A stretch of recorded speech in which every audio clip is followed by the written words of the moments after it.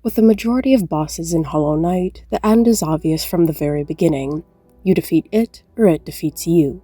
Whether these defeats lead to their death or not is irrelevant for this next point, but what happens after is pretty much always the same. You get some type of reward, be it Geo, a charm, an ability, or whatever else. But then you reach the Mantis Lords. You fight them, you struggle, you learn their patterns, you dodge their blades, you finally land that last hit, and something different happens. They stop, and they bow.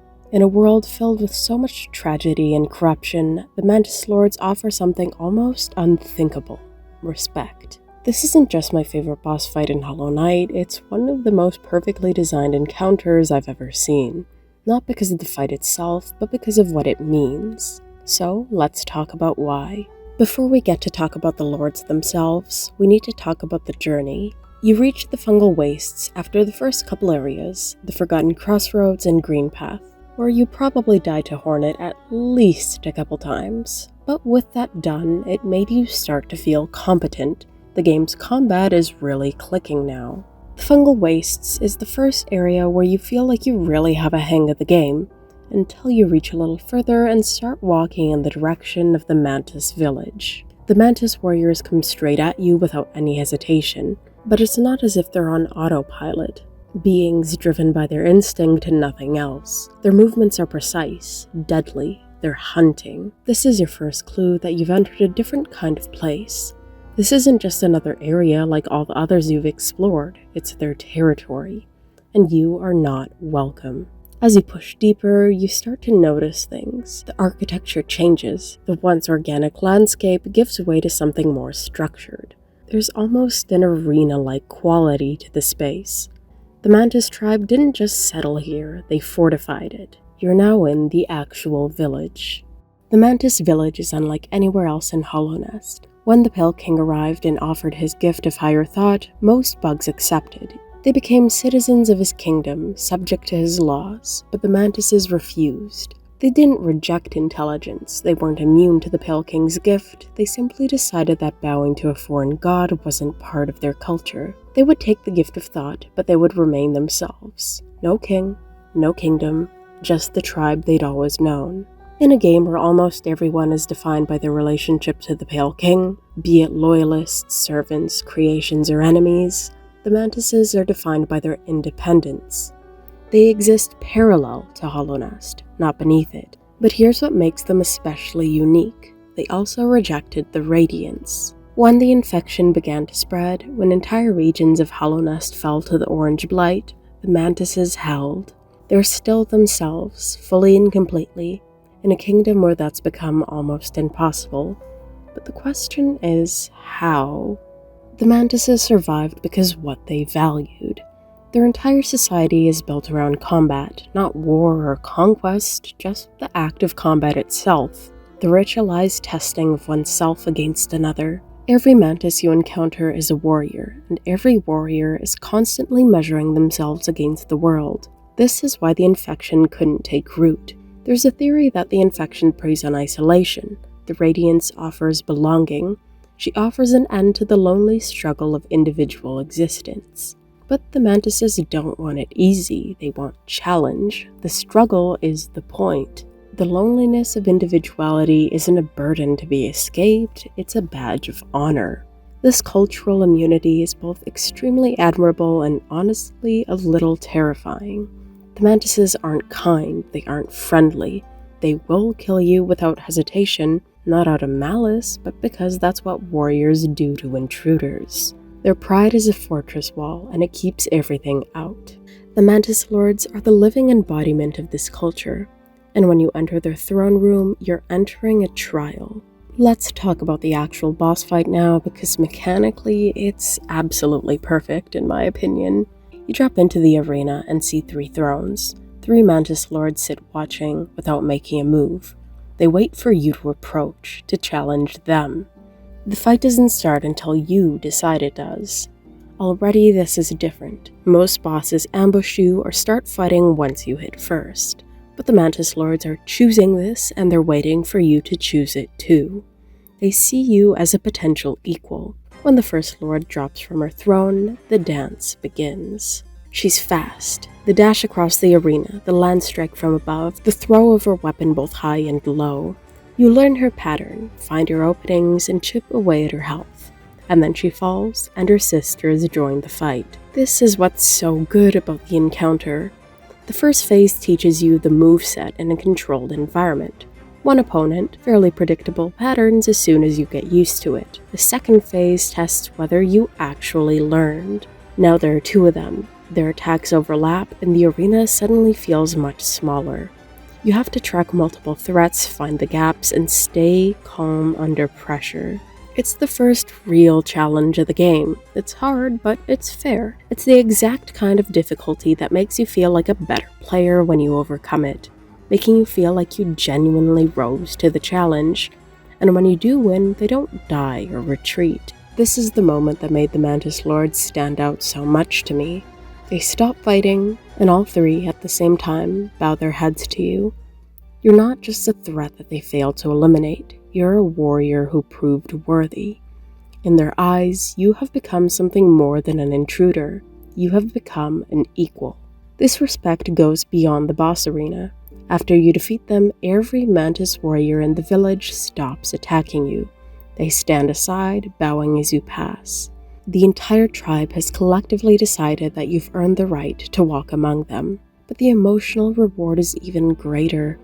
In a game where almost every encounter ends in death and geo and the quiet tragedy of another loss, the Mantises offer recognition. You proved yourself and passed the test. There's also a practical consequence to earning the Mantises' respect. They open the way to Deep Nest. This is hugely significant in ways that may not be immediately obvious. Deep Nest is one of the most dangerous areas in the game, a place of darkness and things that wear your face. The Mantis tribe has been guarding the border, preventing the horrors of Deep Nest from spilling into the rest of Hollow Nest.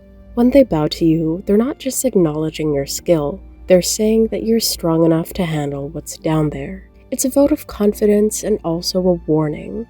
The Mantises know exactly what waits beyond that door, and they're telling you, through their actions, that you've achieved the level where you can face it. This is such wonderful environmental storytelling.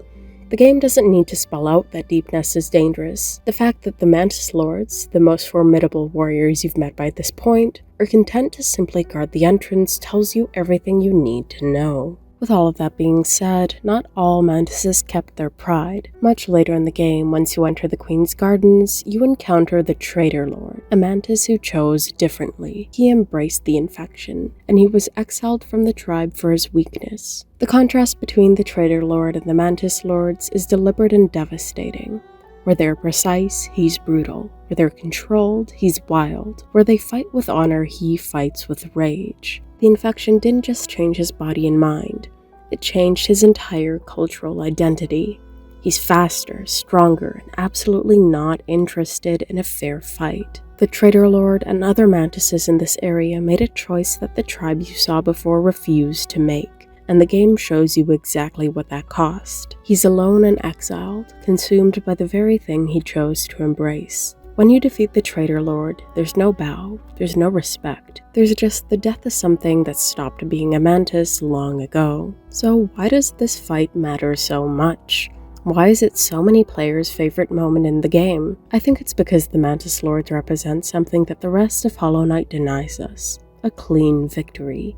Almost every other boss in this game is a tragedy. The False Knight is a maggot consumed by the duty he couldn't fulfill. The Soul Master is a scholar whose research destroyed him. The Hollow Knight is a failed experiment, a child tortured for centuries, stabbing themselves in a desperate attempt to maintain any sort of control. You don't fight these bosses, you put them out of their misery. But the Mantis Lords aren't miserable, they're not corrupted, they're not desperate. They're exactly what they want to be. Warriors testing themselves against worthy opponents. When you beat them, you haven't ended a tragedy. You've completed something. You've participated in a ritual older than Hollow Nest itself. The ritual of one warrior acknowledging another. You've entered their world on their terms and proven yourself worthy. The Mantis Lords are my favorite boss because they respect me. And I know that may sound simple, but think about how rare it is. In games, we're used to enemies who fight us because they have to, because the game demands it. The Mantis Lords fight you because they want to. They fight you because combat is sacred, because testing yourself against a worthy opponent is the highest honor their culture can offer. And when you prove your worth, they acknowledge it. No other moment in Hollow Knight made me feel the way that bow did. It's the kind of moment that reminds you why you play games in the first place, and why a media you can engage with can be so much more meaningful than something that you just consume. I'm fully aware of how different that was than the usual around here, or at least what used to be the usual, but this is the kind of video I enjoy watching, so I thought, why not make one myself? I've been completely and utterly obsessed with Hollow Knight for at least a couple months now. It's consumed every waking moment of my thought. Whenever I draw, it's Hollow Knight. Whenever I see a bug, I call it a Hollow Knight, except when I see a spider, then I call it a Silk Song. I love this game so much.